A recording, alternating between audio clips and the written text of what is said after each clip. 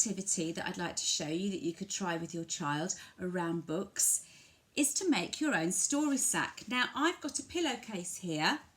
You could do it in a safe bag that doesn't present any safety issues to your child, but I've just got a pillowcase. And I've put a few objects to do with a story. Now, it's difficult to describe this activity because you'll have different objects to me and you'll have different things, different toys, different things to use. But I'm just going to do it around this book, The Noisy Farm, to show you the kind of things we could do. And I haven't got, in my story sack, I haven't got an object for each page, which you probably won't have for any book you've got as well. It'd be difficult to find something you can use on each page. But you can, perhaps some of the pictures from magazines that we've cut out and used in earlier sessions on animals or vehicles, you could use those again in this activity. And in the feely bag activity that we had in earlier sessions, you could use some of the things that we've used in the bag when we were taking things out and use them with a story. If you've got a story that you know you've got some pictures or some toys about or something that, or some objects like cups and saucers, if you've got a story with cups and saucers in, or anything like that that you've already got in your house and you can use it, then you could put the sack next to the story. Don't go out, please, and feel you have to buy anything extra. This is only if you've got the resources. But I'll just show you what I've done with the story. So, The Noisy Farm. Now, in this, my sack, I've just put what I could find that I know that's in the book. So, for example, later in the book, there's a duck, and I've got a cuddly duck. So I've put a cuddly duck in the sack. There's a sheep as well, and I've put a sheep. And there's a pig as well, and I've put a pig because I've got a pig. Now, what you could do is, I know that I've put those three objects in the sack, the duck, the sheep and the pig.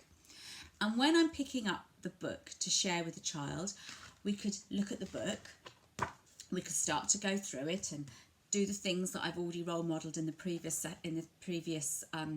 activity about looking at books. Perhaps talk about the tractor, cats go boom boom for the tractor and make the noises and bring those noises to life and bring that book to life. And say, oh look, there's a rabbit, and you've already done that and you've looked at that page. And then on the next page there's a cow.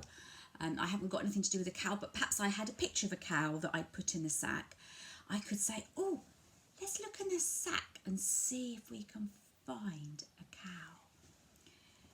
And you could let them have a look, and you could get the objects out and say, look, what have we got in our sack? And you could get what you've got out, and they could say, oh look, there's a picture of a cow, if that's what you've got in there. There's a cow. Or you could say, look, there's a cow with the cow, and do some matching. And that's a really fun thing to do around a book. On the next page is a pig. And I've got my objects out, and I could say, oh, can you find the pig? Can you find the pig? And they perhaps might pick up your plastic pig or my plastic pig and say, look, and you could say, yes, we found the pig. And you could do some noises, oink, oink.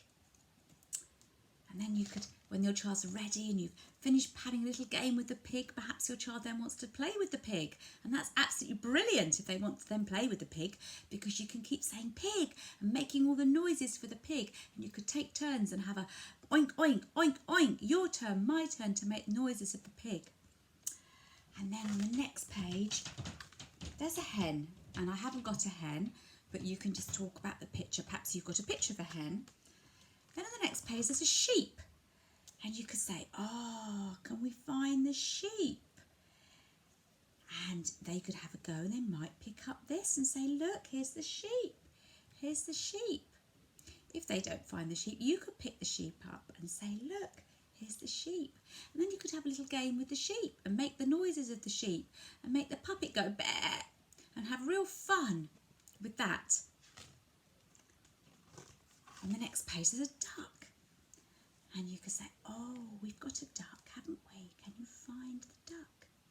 And then the vine might find the duck, and we might say quack, quack, and have a little game with the duck. So this is all about just having what you've got. If you've got a book, don't worry if you haven't got that book or haven't got these objects, that's absolutely fine.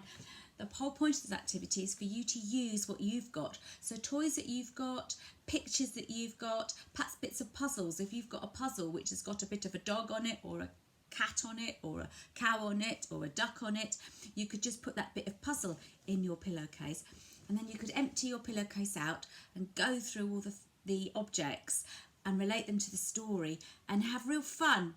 And that is like a little game to do around your story that we call story sacks. But it's really good fun and a wonderful activity if you can give it a go.